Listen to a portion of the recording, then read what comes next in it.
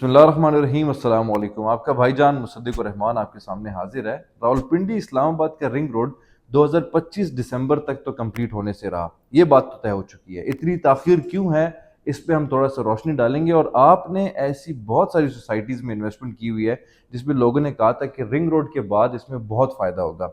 किन सोसाइटीज़ में फ़ायदा होने वाला है, किन में नुकसान होगा ही होगा, इस पे हम थोड़ी सी रोशनी डालेंगे। एंड कुछ ऐसे रेजिडेंशियल प्लॉट्स आपको बताए गए थे बेचते वक्त, जो जब हमने रिंग रोड रावलपिंडी इस्लामाबाद का प्लान देखा तो वहां पे रेजिडेंशियल प्लॉटिंग की ही नहीं जा सकती। सारी की सारी चीज़ों को बारीकी से देखेंगे इस वीडियो में। मजीद वीडियो में बढ़ने से पहले जो भी इस चैनल में नए हैं उन सबसे मेरी दरख्वास्त है, चैनल को लाइक करें, सब्सक्राइब करें।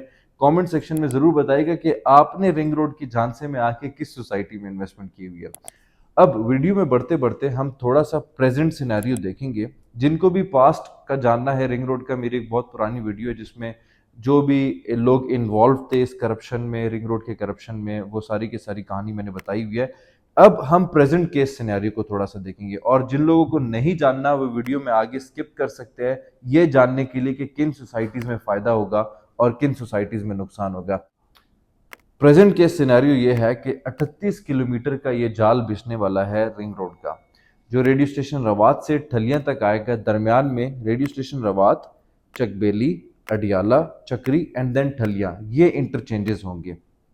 यहाँ पे याद रखिएगा कि रिंग रोड के साथ साथ आपकी चकबेली रोड को भी डबल कर रहे हैं ये लोग, अडियाला रोड को भी डबल करने वाले हैं, चक्री रोड को भी डबल करने वाले हैं एंड गिरजा रोड को भी डबल करने वाले, जो कि ठलियां की तरफ आता है। साथ ही साथ आपके 4 से 5 ब्रिजेस बनने हैं, जिसमें आपका सबसे बड़ा ब्रिज स्वां ब्रिज है। 95% अल्हम्दुलिल्लाह वो कंप्लीट हो चुका है।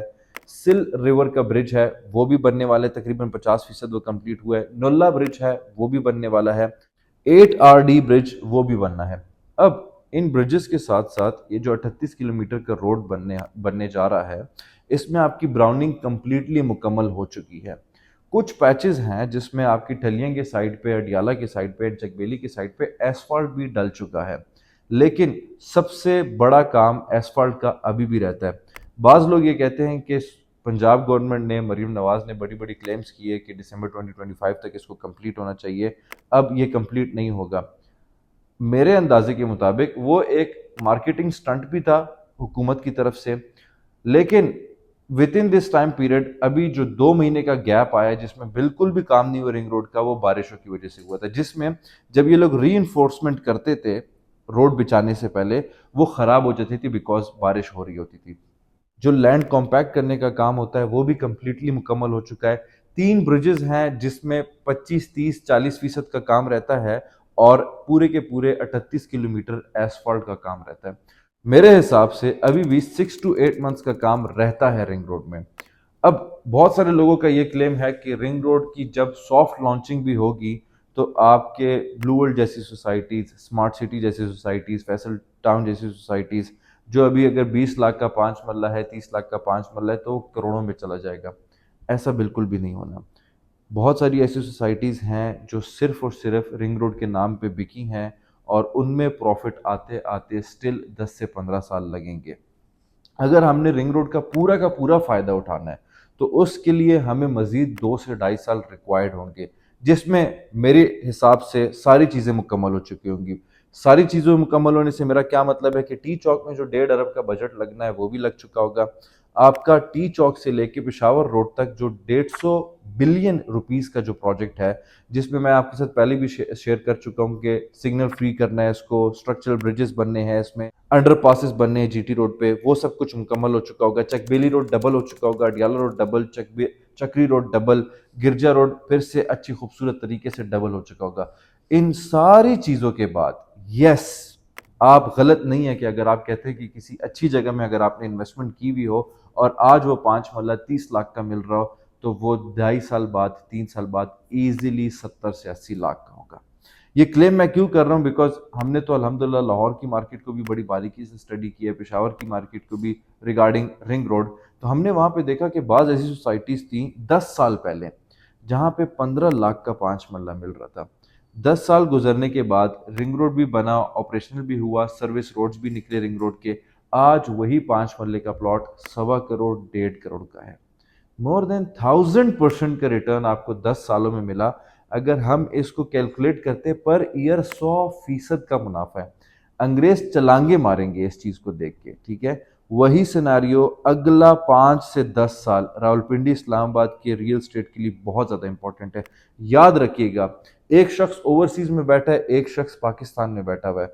अगर ओवरसीज ओवरसीज वाला बंदा यहाँ पे आके साइट विजिट्स नहीं कर सकता, लेकिन अगर वो दिमाग लड़ा के रिसर्च करके इन्वेस्टमेंट करता है, और एक शख्स जो पाकिस्तान में बैठा है इवन दो वो साइट विजिट्स करता है लेकिन दिमाग नहीं लड़ाता, रिसर्च नहीं करता, तो जो बंदा बाहर बैठा है वो ज्यादा पैसे बना सकता है ना कि लोकल पाकिस्तानी ज्यादा बना सकता है, एंड वाइस वर्सा। चाहे वो लोकल पाकिस्तानी दिमाग लड़ाए, वो ओवरसीज पाकिस्तानी से ज्यादा पैसा लगा बना सकता है कम पैसा लगा के। अब कुछ सोसाइटीज जिसके बारे में मैं आपको डायरेक्टली रोकना चाहूंगा कि वहां पे इन्वेस्टमेंट रिंग रोड के झांसे पे आके ना करें, जैसे कि आपको अल हरम सिटी में लोग इंस्टॉलमेंट पे अगर कोई चीज कहते हैं, अब्दुल्ला सिटी में अगर मैं जा रहा था दीर साइड पे, अपर दीर में भी दीवारों पे अब्दुल्ला सिटी के बैनर्स लगे हुए थे। इतनी माशाल्लाह इन्होंने जो तगड़ी मार्केटिंग की हुई है, जो ऑन ग्राउंड मार्केटिंग होती है उसके हवाले से, इंस्टॉलमेंट पे ना लें। Kashmir housing society, Kashmir golden society, इस तरह के भी भयानक से नाम रखे हुए सोसाइटीज के, इनमें कोई फायदा नहीं होगा। यस, अलहरम सिटी से सिर्फ और सिर्फ प्रोबेबली किलोमीटर दूर है उनका चक्री वाला इंटरचेंज। तो अगर आप वहां पे कैश का पोजेशन वाला प्लॉट लेते हैं जो कि निहायती सस्ता मिल रहा है, वहां पे आपको फायदा हो सकता है अगले 2 से 3 सालों में कम पैसा लगा के। अडियाला रोड में सॉरी, अब्दुल्ला सिटी में आप अगर कैश का पोजेशन वाला प्लॉट लेते हैं उसमें भी आपको फ़ायदा हो सकता है। मेरी नज़र में ब्लू वर्ल्ड सिटी में मज़ीद हमें 7 से 8 साल रिक्वायर्ड हैं जेन्युइन प्रॉफिट्स कमाने के लिए।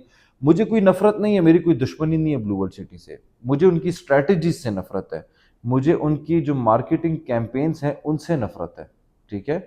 Not in a bad way, in a good way. मसला ये है कि सिर्फ और सिर्फ रिंग रोड आके मार्केट को ऊपर नहीं उठा सकता। रिंग रोड के साथ साथ आपने अपनी सप्लाई एंड डिमांड को भी कंट्रोल करना होता है, जो कि आई एम नॉट श्योर कि साद नज़ीर साहब ब्लू वर्ल्ड सिटी में किस तरह सप्लाई एंड डिमांड को कंट्रोल करेंगे, ठीक है। अब जहां पे आप आंखें बंद करके, अल्लाह माफ करे, अपनी रिसर्च करके इन्वेस्ट कर सकते हैं, इंस्टॉलमेंट पे चाहे हो या वो कैश पे हो। कैपिटल स्मार्ट सिटी फेज 3 में अगले 3 से 5 साल बहुत इंपॉर्टेंट है, याद रखिएगा। उसमें डेवलपमेंट भी स्टार्ट हो गई है। पेमेंट प्लान आप लोग के सामने आ रहा होगा, 20-22 लाख का आपको 5 मरला किस्तों पे मिल रहा है।